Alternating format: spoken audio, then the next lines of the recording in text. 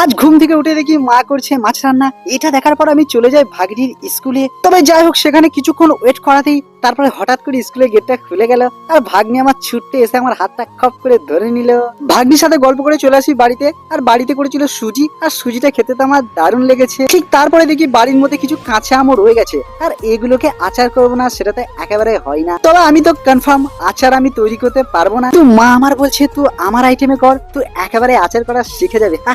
আমগুলোকে তেল হলুদ দিয়ে একটা পয়েন্টে রোদে রেখে দিলাম, আর ঠিক তারপরে এই পাইপটা আমাদেরকে বাঁধতে হবে, কারণ এই পাইপটা দিয়ে আমরা এই পুরো নতুন বাড়িটাই জল দেব।